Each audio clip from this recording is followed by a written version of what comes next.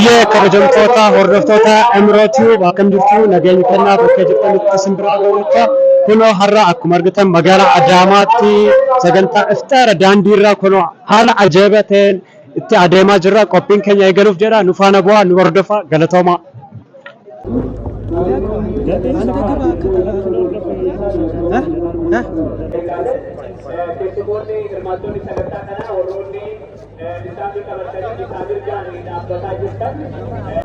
ፕሮግራማችን ኢንሻአላህ ለመጀመር ትንሽ ደቂቃዎች ይቀሩናል።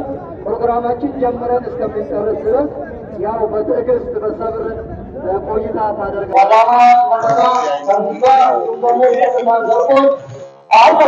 Keessummoonni keenya iddoo isaanii qabataa jiru nu faana bu'aa nu hordofaa.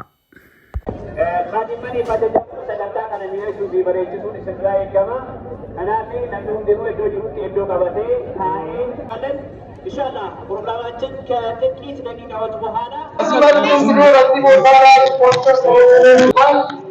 Hayyee kabajamtoota hordoftoota Emirootii kunoo majlisni keenya kan Oromiyaas akkasumas kan Itoophiyaa gara isteejiitti nu seenaa jiru isaan faana nu hordofaa galatoomaa.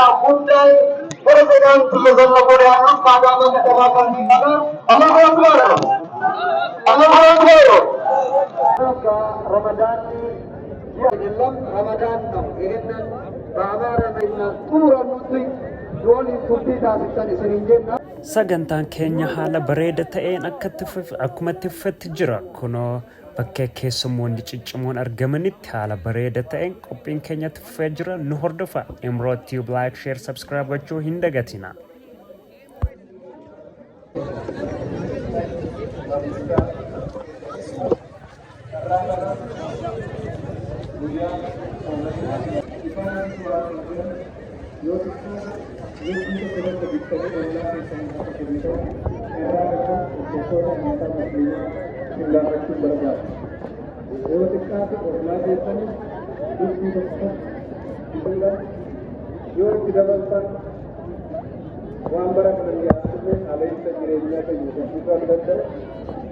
خادمني إدو جرتن هندتي أكا جرتن أمالي وذيبلي سنقافنا ሁላችሁም ኻዲሞች የሚሰጧችሁ መመሪያ በአግባቡ ተግባራዊ እንድታደርጉ እንጠይቃለን።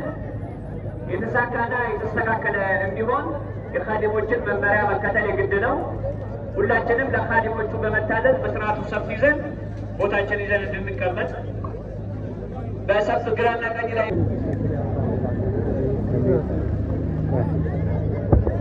ባረከላሁ ፊኩም ወሮኒ ዳበተን እዶ ከሰላከ ቀበተን ሲጋፈን sagantaan akka haala mijaa waan gaggeeffamuu danda'utti warroonni dhaabatan iddoo isinii qophaa'ee tartiiban qabadhaa. Barakallahu fiikum. Ajajamaadha. Haadimoota waan isin jedhan ajajamaaf.